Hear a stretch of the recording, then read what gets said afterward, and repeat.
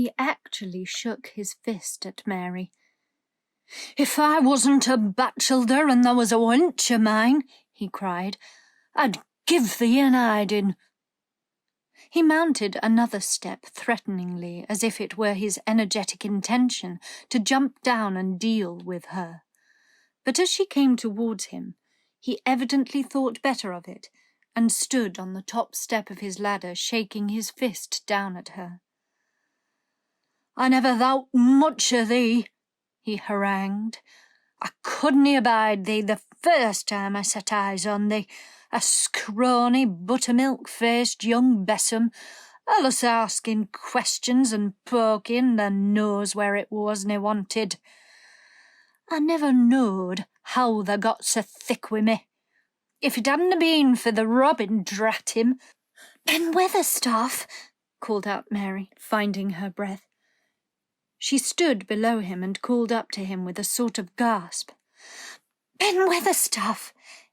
It was the robin who showed me the way." Then it did seem as if Ben really would scramble down on her side of the wall, he was so outraged. "Thy young bad 'un," he called down at her, "laying the badness on a robin. Not but what he's impudent know for anything. Him showing thee the way. Him! Thy young nowt." She could see his words burst out because he was overpowered by curiosity. "However in this world did thou get in?" "It was the robin who showed me the way," she protested obstinately.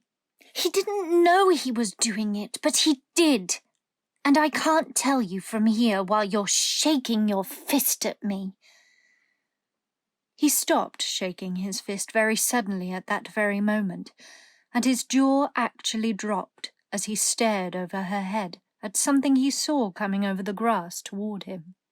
At the first sound of his torrent of words, Colin had been so surprised that he had only sat up and listened as if he were spellbound. But in the midst of it he had recovered himself and beckoned imperiously to Dickon. "Wheel me over there," he commanded. "Wheel me quite close and stop right in front of him." And this, if you please, this is what Ben Weatherstaff beheld, and which made his jaw drop. A wheeled chair with luxurious cushions and robes which came toward him looking rather like some sort of state coach, because a young Rajah leaned back in it with royal command in his great black-rimmed eyes, and a thin white hand extended haughtily toward him. And it stopped right under Ben Weatherstaff's nose. It was really no wonder his mouth dropped open. "Do you know who I am?" demanded the Rajah. How Ben Weatherstaff stared! His red old eyes fixed themselves on what was before him as if he were seeing a ghost. He gazed and gulped a lump down his throat and did not say a word. "Do you know who I am?" demanded Colin still more imperiously. "Answer!" Ben Weatherstaff put his gnarled hand up and passed it over his eyes and over his forehead, and then he did answer, in a queer, shaky voice. "Who thou art?" he said. "Aye, that I do, with a mother's eyes staring at me out of the face.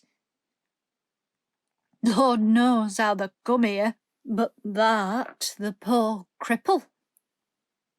Colin forgot that he had ever had a back. His face flushed scarlet, and he sat bolt upright. "I'm not a cripple," he cried out furiously. "I'm not!" "He's not!" cried Mary, almost shouting up the wall in her fierce indignation. "He's not got a lump as big as a pin. I looked and there was none. Not one." Ben Weatherstaff passed his hand over his forehead again, and gazed as if he could never gaze enough.